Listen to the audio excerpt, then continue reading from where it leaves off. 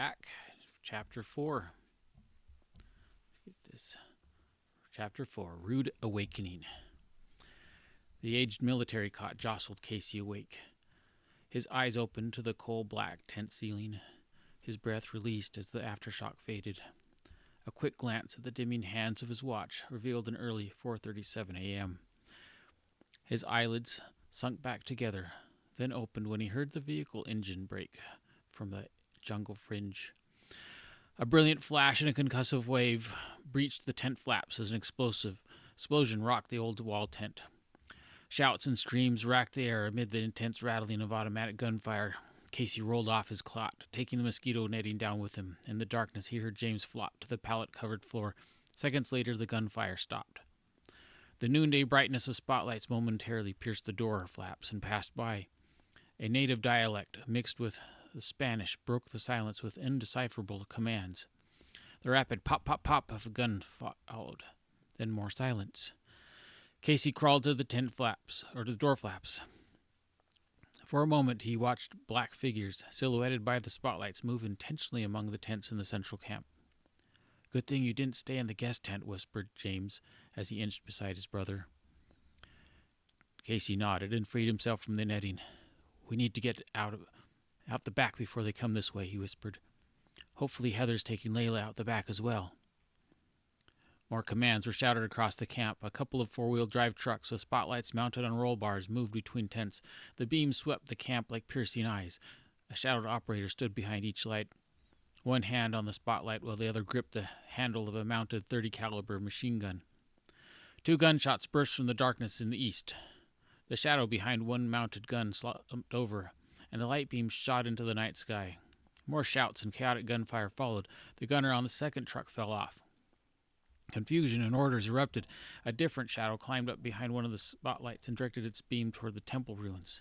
"Time to move out," urged James. Casey and James moved toward the back of the tent, staying low. More gunfire shredded the night air, and the whiz of bullets buzzed through their tent. Casey grabbed and slung his pack over his left shoulder. His foot kicked something. His eyes saw the outline of a short sword toppled to the floor. He grabbed the sword and scrambled to the back door, where he waited for his brother to grab his pack and retrieve a 9mm handgun from a small chest. Casey hesitated near the back flaps. Something bothered him. "What is it?" whispered James. Casey shook his head. With the sword in his right hand, his left unzipped the back door screen. More gunfire erupted in the main camp. Using the sword tip, he slowly pushed the tent flap out. A black blade slashed through the tent flap just below the sword, and Casey jumped back as the lower half of the flap dropped. Any closer, and the slice would have been through his abdomen. Another blur sliced the right door canvas and cut clean through the thick wooden door pole right in front of Casey. The raised peak of the tent's back door collapsed. "Get to the front," said Casey as he shed his pack, ducked under the collapsed tent roof, and dove through the back. A dark-clad figure who had started towards the tent front reversed direction. A sliver of dark metal extended from the shadow's right hand, a long blade nearly invisible in the night. The blade whipped forward and snapped at Casey like a scorpion tail. Casey jumped back and lowered the short sword enough to parry the attack with a ring of clashing blades. Immediately, the longer blade jabbed upwards. Casey stepped back, blocking the thrust, and the blades met with another shrill ring. Started James. Behind him, Casey heard the soft clack-clack as his brother pulled and released the slight action of his handgun. Through the darkness, Heather's voice hissed, "Casey! James! What's happening out there?" "Don't!" Casey was cut short as he dodged right and parried left. His upper left arm burned when his sword failed to fully deflect the thrusting blade's bite. Around the cut, his shirt began to feel wet and warm, and the fabric darkened in the starlit night. In his peripheral vision, Casey saw James carefully maneuver under the collapsed tent end. The black-clad figure in front of Casey glanced at James, then the movement in the next tent. The shadow darted toward the central camp and disappeared into the chaos. Two spotlights panned across the tent. Casey ducked as he tried to determine where his attacker had fled to. More shouts followed, and two more gunshots ruptured the night. One spotlight winked out an explosion of sparks while its operator stumbled back. Angry shouts, punctuated by gunshots, fired off into the night. From his vantage point, Casey watched the second spotlight swing back towards the nearby ruins. Truck high beam lights added illumination to the area. Rapid gunfire from camp targeted the temple ruins. James stepped next to his brother and whispered, "We should head straight back to the jungle and figure out where the threats are before we try engaging these guys." Casey nodded. Heather's head poked out of the back tent flaps of the nearby tent, her head cocked with an unspoken question. James began to motion instructions to her when a truck engine roared to life somewhere in the camp, its gears growling with a launch into drive. Shouts rose through camp as the truck headlights split the night and charged west towards a small jungle road in a desperate escape. Gunfire pursued the truck in its mad dash, and a single spotlight chased after the fleeing vehicle until it disappeared into the jungle. 2 more gunshots echoed out from the ruins, and 2 more screams came from intruders. Harsh, undecipherable commands were shouted out. The sky in the east was beginning to lighten. Casey risked a glance back at the main camp. 3 smaller tents near the center were flattened. One of the 2 trucks started to head down the jungle road while a couple of bags were tossed into the back of the second before it pulled out. 3 stragglers clapped onto the back roll bar and pulled themselves onto the truck bed. The brothers watched the 2 trucks vanish in the jungle, and silence returned to camp. Heather cautiously stepped out the back of her tent wearing sleep shorts and a t-shirt. Her brunette hair, freed from its daily ponytail, brushed against her shoulders when she glanced over at the brothers. "Whoever it was seems to be gone now," said James. Looking back into her tent, Heather nodded. Layla poked her head out, her braided raven hair almost glistening in the early morning twilight. Her voice was quiet and tense as she scanned the area. "You think they'll come back?" James felt a pinch on his arm, and he instinctively slapped at the rogue mosquito.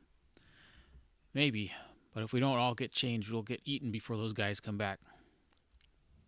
Casey turned from the camp towards his brother. "We should go see what the damage is and what we can do to help." James gave a single nod. Casey slapped a mosquito on his leg. "Just give me a second to change clothes," he said, and he squirmed under the camp's door flaps. "Give us a minute and we'll join you," said Heather. She and Layla ducked into their tents. In the tent, Casey retrieved his backpack and quickly swapped shorts for pants. He stuffed a shirt into the pack and strapped a short sword to the side before he exited the tent. A few seconds later, Heather and Layla joined the brothers, wearing khaki pants and tan button-up shirts. Warily, they walked to the center of camp. Several staff and crew members cautiously poked their heads out from hiding places. "Layla, you were at the dig yesterday," said Casey. "What did they find that was unusual?" Layla's dark eyes widened. "How'd you know?" "The professor implied as much last night." Layla glanced around as if she was about to reveal a secret, then quietly responded, "I found a small hidden door and crawled into an undisturbed chamber. Inside I found, among other things, a couple of small gold figurines. I was going to leave them, but the professor was insistent I bring them out so he could personally analyze them. So I made some documentation, took photos, and brought them out back to camp. The professor made a really thorough tentative analysis. He was a bit unsettled and said they were similar to some Egyptian statues he'd seen, but he thinks these were less than 1,000 years old." "That sounds cool," said Heather. "Better than almost dying." "Yeah, but that's not the odd thing," said Layla. "The professor said they seem to be statuettes of Ra." Heather's eyes widened. "You mean the Egyptian sun god?" "Isn't he a little out of place here?" asked James. "More like out of continent," said Casey as they approached the office tent. "No wonder the professor was a bit overwhelmed when we brought some more unexpected or unexplained discoveries." Layla's eyes shifted to Casey with a curious look. "Yeah, and you'd probably think otherwise, but apparently Egyptian solar temples don't usually have statues of Ra in them." Not far away, a few men were bringing cots into the large central tent. In the brightening twilight, a couple of women and men were moving under the tent. One of the workers sat on a chair while another bandaged his arm.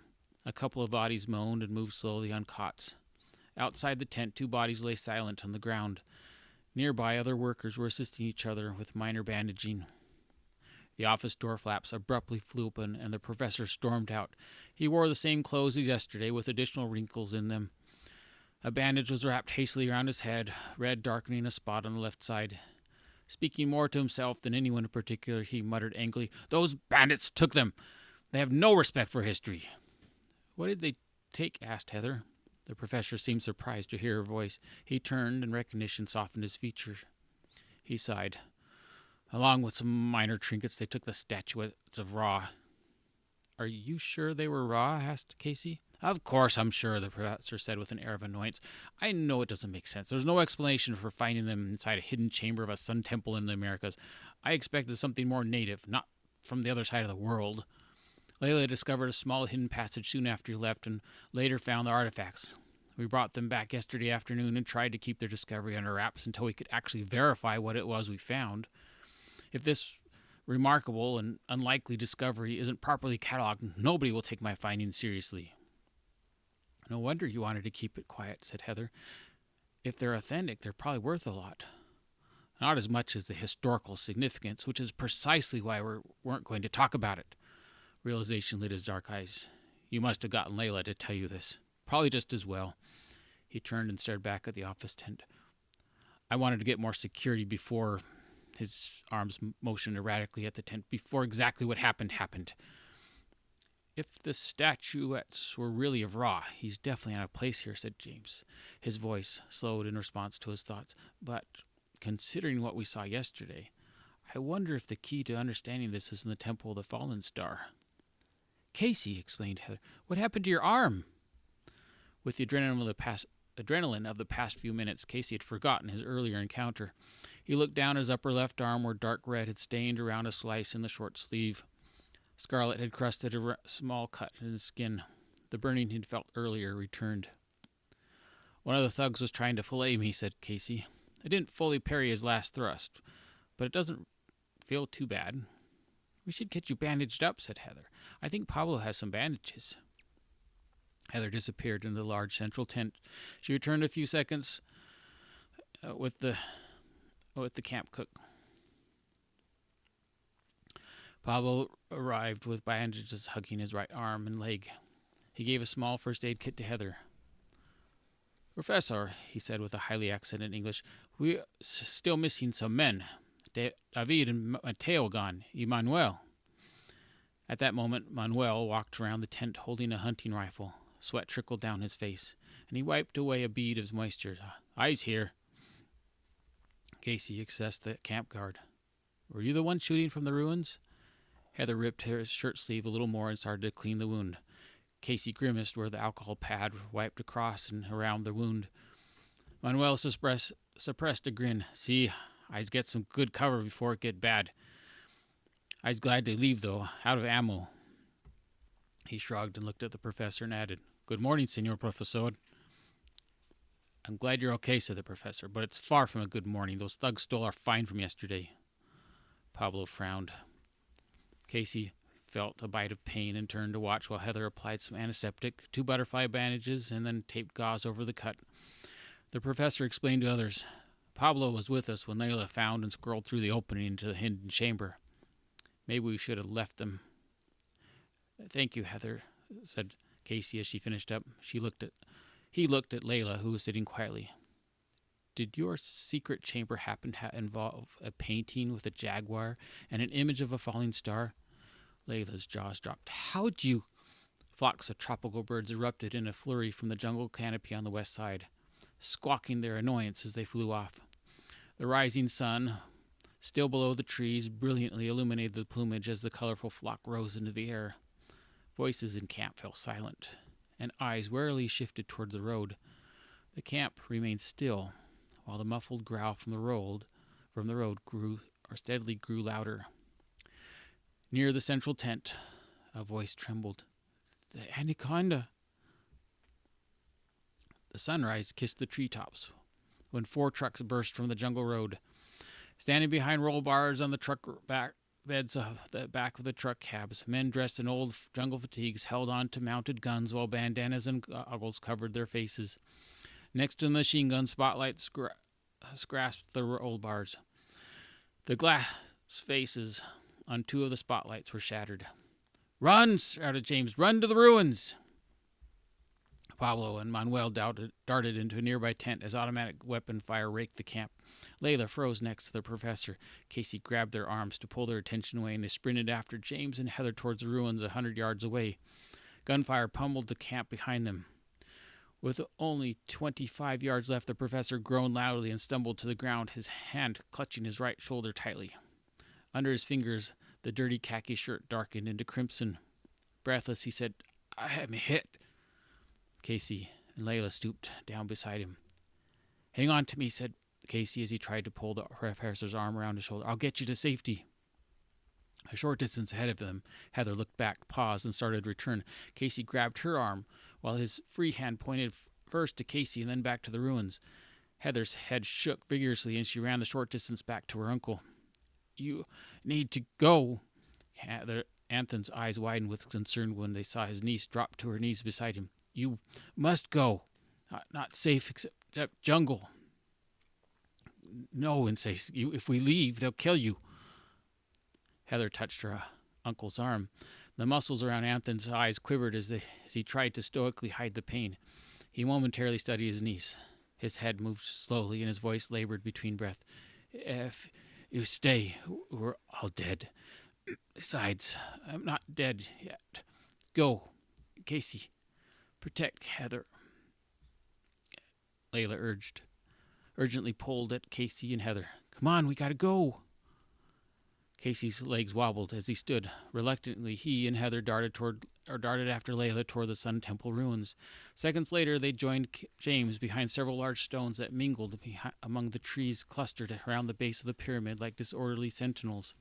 Except for the west side, which opened to the clearing and camp, the rainforest encroached on the ancient temple and provided cover for the foursome. They looked back at camp and felt some relief at seeing no pursuers. On the far right side, a couple of archaeological crew ran for the jungle, also seemingly unnoticed by the invaders. The 4 trucks abruptly braked near the central tent. Several men jumped out of the vehicles and swarmed the nearby tents. Other than the anaconda, there was no movement in camp. Casey watched the professor lying motionless in the tall grass.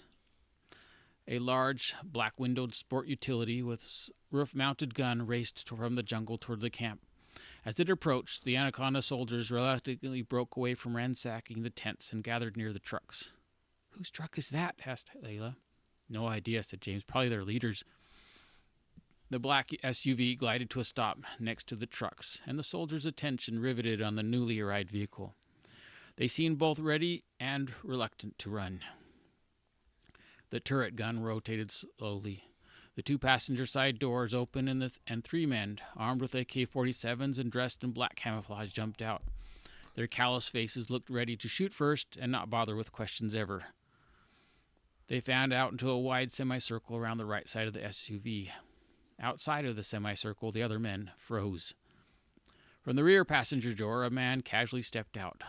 Like the other 3, he was dressed in black camouflage, but a black beret capped his head, and he had no guns.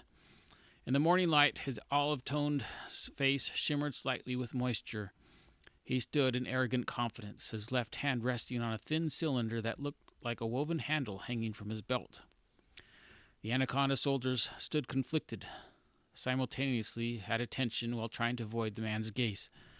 The man in the beret took several steps toward the soldiers and started speaking, his left hand continuing to rest on the handle. From their cover near the ruins, the 4 escapees could not hear the conversation and simply watched the leader motion to one soldier. The unfortunate man stepped forward and walked uncertainly into the semicircle. The 3 armed guards ignored the man and maintained their focus on the other soldiers. Standing several feet from his leader, the chosen man was desperately explaining something. He pointed animatedly towards the pyramid, near where the group was hiding. The man in the beret calmly spoke while the other man lifted his hands up in protest. A flash of light split the air in front of the protesting man, and he slumped lifeless to the ground. The leader's right hand released the handle. The soldiers outside the semicircle shifted uneasily. Did you see what happened?" whispered Layla. Casey shook his head.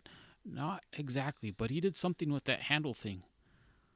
"Whatever it was the quickest thing I've never seen," said James.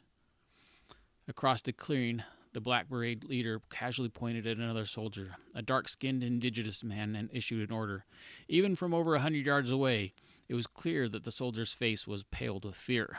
The chosen man turned towards the other, pointed towards the temple, and shouted urgently. The Spanish command carried across the clearing. "Quickly, after them! Don't let them escape. No one returns until we get the crystal." End of chapter.